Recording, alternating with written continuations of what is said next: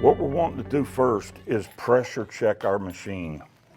We're wanting to make sure that I didn't leave a leak.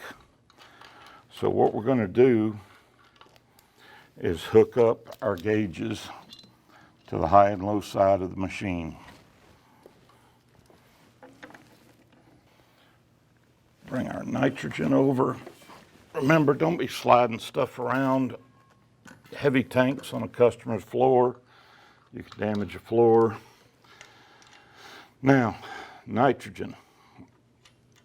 Guys, for those of you that use nitrogen, we found out you have less reclaim than the guys that don't.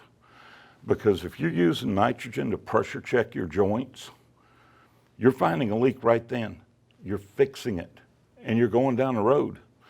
We've got techs that still aren't using nitrogen the way that they should. They're thinking, well, that's just 5 minutes of wasted time. No, the 3 hours you come back to do your reclaim and have to put another compressor in because it sucked moisture in, or maybe you found out, well, you had a bad evaporator too. Now you've cost us a second compressor, a second dryer, and now an evaporator, and 3 hours of your time. Take the time to pressure check. Use of the nitrogen.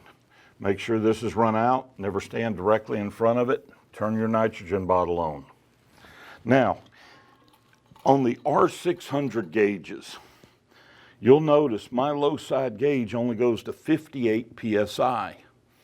Now the high side goes to 160, which means I can't allow the pressure to get too high on this side. So what I'm going to do here is I'm going to open just my high side, and I'm going to slowly start putting pressure in.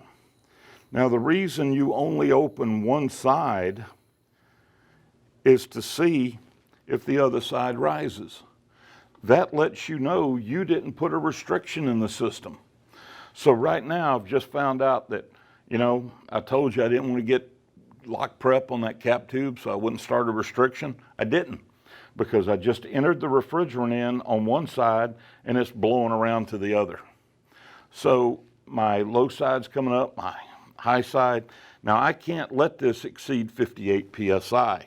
If I do, I'll ruin this gauge. So what I'm going to do here is once it goes on up and I'm already satisfied I don't have a restriction, I'm going to go ahead and remove my low side. Now I'm going to go ahead and take my high side and I'm going to run it up to about 150 psi and stop. Now,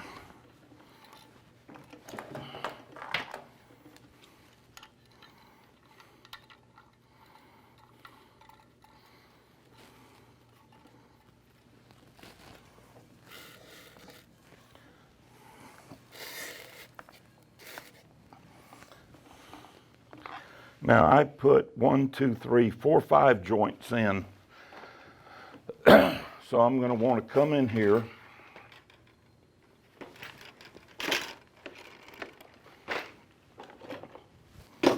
and bubble check the 5 joints that I made. Now, again, your towel comes in handy.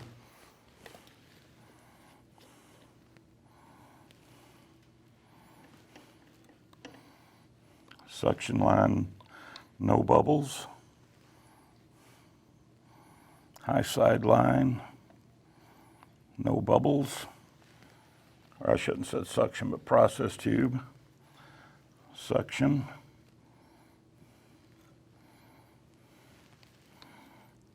Cap off the dryer.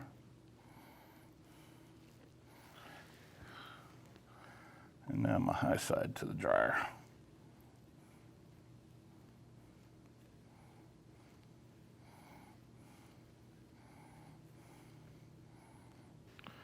I always like to clean up my soap bubbles, especially if you're using those green fluorescent.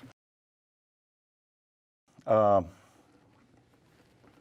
don't want them to look like a dye dryer, the dye in a dryer at a later time.